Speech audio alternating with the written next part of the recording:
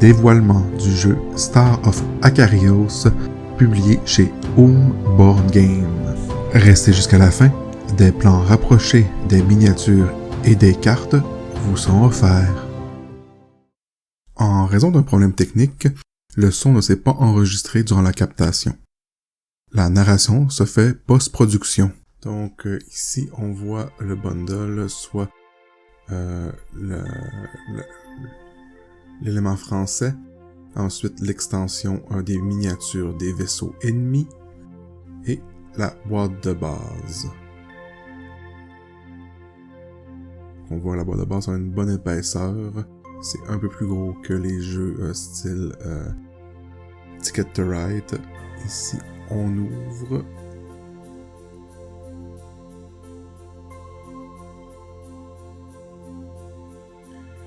Et on découvre un plan de la galaxie d'Acarios avec les différents systèmes. Il faut savoir que ces systèmes-là, c'est les systèmes qu'on va explorer au cours de la campagne.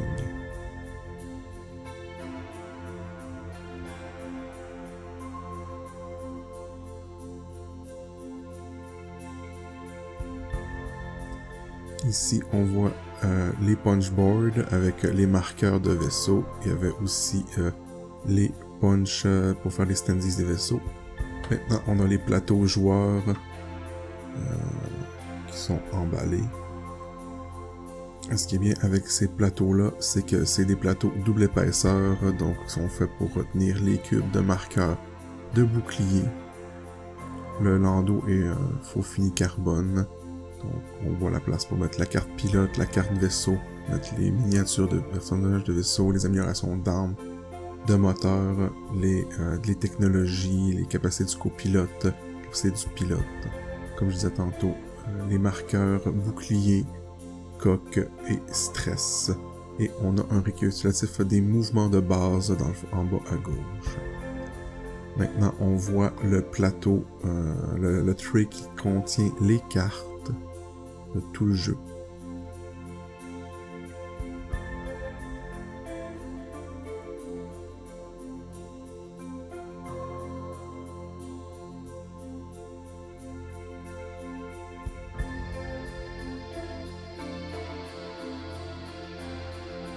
Donc ici on a les capacités des copilotes avec la description des cartes.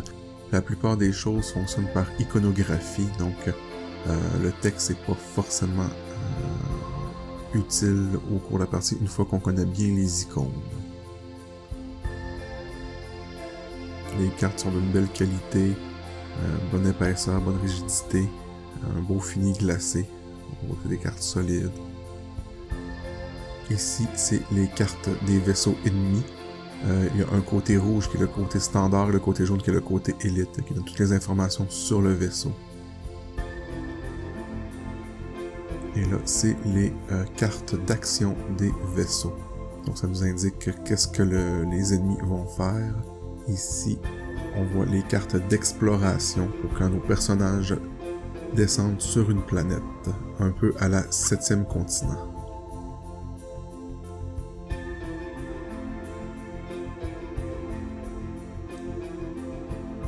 Maintenant, on a une vue sur les feuilles de notes pour noter les arbres technologiques de nos vaisseaux et de nos personnages. On a aussi les cubes qui vont servir à marquer les boucliers, les ressources, les points de dégâts. Ben, pas les points de dégâts, mais les points de coque. Les capacités spéciales. Ça, on voit les 4 plateaux, les 4 trays pour ranger les équipements, les cartes et les miniatures des joueurs. Comme ça, on peut facilement replacer nos trucs pour la campagne. Ça, c'est un des vaisseaux de départ pour les joueurs. Avec ça, le vaisseau sur son pied. Maintenant, on voit un personnage.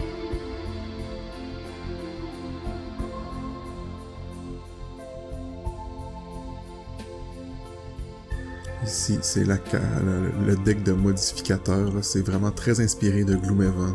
Donc, quand on fait une attaque, faut en plus tirer une carte qui va nous dire si on diminue ou augmente les dégâts ou on peut carrément rater notre attaque.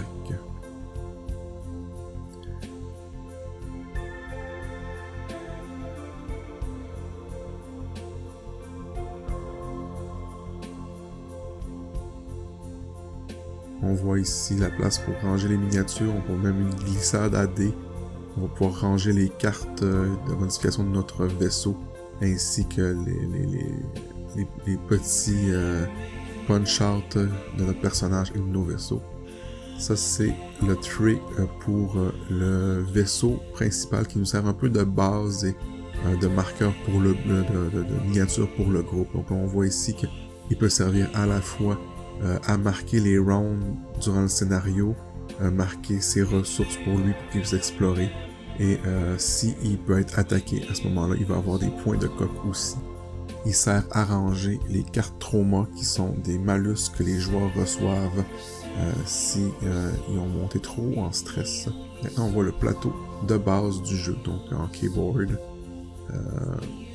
recto verso, donc ça c'est le bord avec un fond de planète. L'illustration est très belle d'ailleurs. Et de l'autre côté, c'est le vide intersidéral, ce qui peut être un peu moins dérangeant, vu que là-dessus on va rajouter des items. On a le livre de règles qui vient dans la boîte de base qui est en anglais. La qualité est vraiment très belle, c'est qualité magazine, papier glacé, de bonne résistance, beaucoup de grosses illustrations, les exemples sont vraiment bien faits. Là, ici, on peut voir un peu un élément inspiré encore de Gloomhaven, soit la table des difficultés, un glossaire de tous les termes et un récapitulatif des capacités spéciales et de ce qu'il faut faire autour.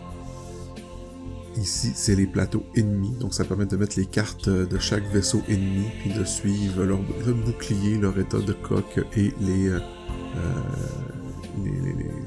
modifications qu'ils vont avoir dessus. Ça, c'est un deck pour l'exploration spatiale, donc le vaisseau de base va aller là-dessus, puis on va pouvoir se déplacer de carte en carte pour explorer le secteur où est-ce qu'on est. Il y a des cartes d'aide. Et ça, c'est le vaisseau base qu'on voyait tantôt. On va d'ailleurs le voir avec le plateau. Donc, c'est le Sparrow, traduit en français par faucon, même si c'est pas la même chose. C'est vraiment ce qui sert d'unité de rassemblement pour les joueurs. Là, on voit ici les pieds pour les punch-out ennemis qui sont en carton, les dés pour jouer. Très belle qualité aussi.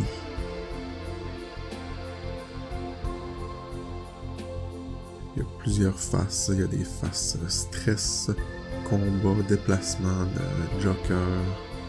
Il n'y a pas de blank d'ailleurs sur ces dés-là. Ça ici, c'est un marqueur qui va à côté du plateau de jeu du Sparrow, qui va pouvoir marquer un peu les capacités du vaisseau. Et on en profite pour regarder dans le fond du rangement 4 autres pilotes et 6 autres vaisseaux que les joueurs vont pouvoir faire. Maintenant, on va regarder les miniatures pour les ennemis. Plutôt que d'avoir les punch-out, on pouvait aussi acquérir la version figurine. On voit qu'il peut en avoir plusieurs, il y a plusieurs sortes. Les figurines ne sont pas très détaillées, comme pourrait être une figurine de jeu de rôle, mais comme c'est des vaisseaux, c'est normal que ce soit un peu plus lisse. Mais c'est de très belle qualité, c'est solide, il n'y a pas de bavure. D'ailleurs, c'est plein.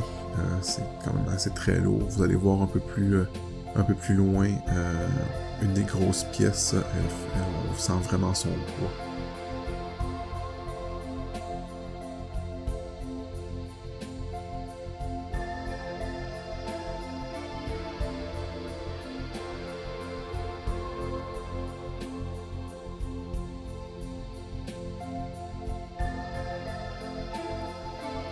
Il y a quand même un petit niveau de détail. Ça fait que c'est joli sur la table, ça fait son effet. Là, ici, ce qu'on voit, c'est principalement les plus petits vaisseaux ennemis.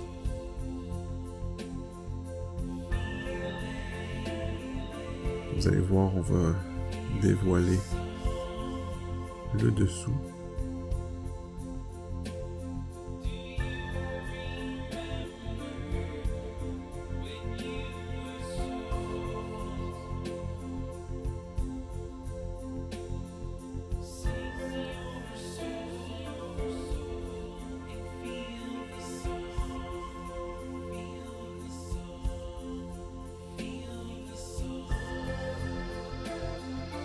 Voici, ici c'est des plus gros vaisseaux, principalement des frégates ou carrément des titans. Voilà la grosse pièce dont je parlais.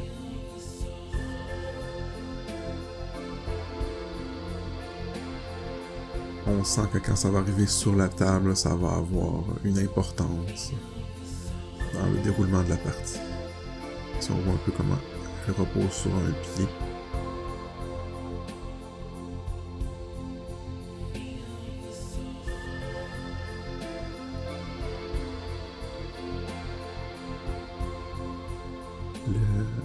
Le design des vaisseaux est assez bien fait que entre les plus, même au-delà de la taille, entre les plus petits, donc entre les scouts, les frégates ou les gros croiseurs,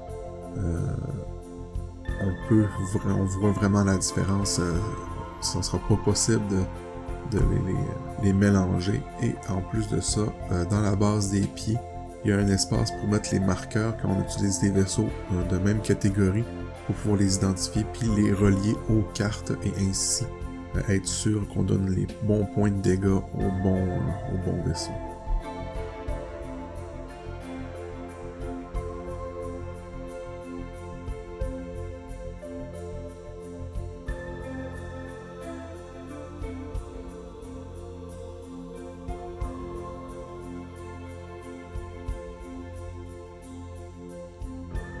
Chaque race a vraiment un effet différent. Ça passe du très technologique au bio-organique. Et là, ici, c'est la boîte d'adaptation pour le français. Ce qui est bien, c'est qu'ils ont pensé à faire une boîte de base en anglais pour tout le monde, et ceux qui avaient des langues différentes ont reçu un petit truc qui permet en français. Comme il y a surtout de l'iconographie, tout ce qu'on avait besoin, c'est du livre de règles qui a la même qualité en français qu'en anglais. Toujours aussi beau. Ensuite, on a en dessous le livre de scénario, qui est lui aussi traduit en français, ce qui est bien pratique. Et on a des cartes, les cartes trauma qui ont que du texte, donc on les a dans la langue demandée, et les cartes événements aussi qui ont été traduites. Donc il n'y a vraiment que les éléments avec beaucoup de texte sans iconographie qui ont été traduits. Et là on découvre le livre de scénario, qui comme le livre de règles est de très belle qualité, papier glacé qualité, magazine, les couleurs sont très belles, il n'y a aucune bavure d'impression. Les couleurs sont efficaces. Quand on monte un plateau de jeu, on n'a pas de difficulté à se demander qu'est-ce qui va où et comment. L'iconographie dans le livre de scénario est bien fait aussi. Là, on peut voir que quand ils pointent des éléments de règles, ils mettent aussi un code QR. Ce qui fait qu'au lieu d'aller chercher dans le livre de règles, on peut tout simplement avec notre téléphone scanner le code QR et avoir sur notre téléphone le point de règle en question, ce qui peut sauver du temps aussi. Fort apprécié. Là, on a le fluff, on a les récompenses, on a qu'est-ce qui arrive si on a réussi, si on a échoué, la conclusion du scénario. Ensuite, un peu plus loin, on va avoir l'embranchement scénaristique. Donc, si vous choisissez de faire ça, il est arrivé ça, vous allez à tel autre scénario, vous allez à tel autre. Ou sinon, vous allez au scénario B. Donc, un livre de scénario très efficace. Je vous laisse un peu l'admirer.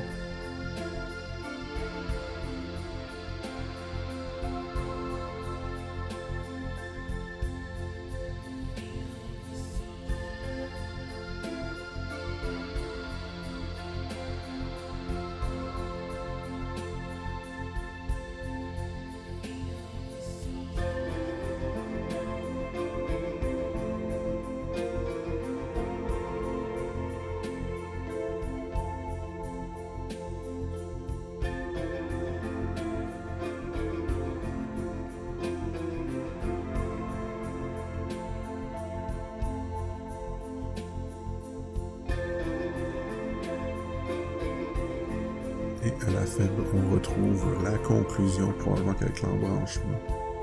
Ça quelque chose. Et là, on passe sur le dernier add-on qu'on a vu, qui est le tapis de jeu format néoprène, lui aussi recto verso, donc espace intersidéral d'un côté avec planète, et c'est une impression sur néoprène vraiment de belle qualité. Aucune bavure de couleurs, les couleurs sont franches, la coloration sort très bien, comme on peut le voir, les hexagones sont bien découpés, il n'y a aucune difficulté à savoir où est-ce qu'on va. C'est du 3 mm d'épaisseur brodé, donc ça va être durable. La couleur est aussi, ça semble pas déteinte, même quand on l'étire un peu ou on le frotte. C'est vraiment un tapis de très bonne qualité.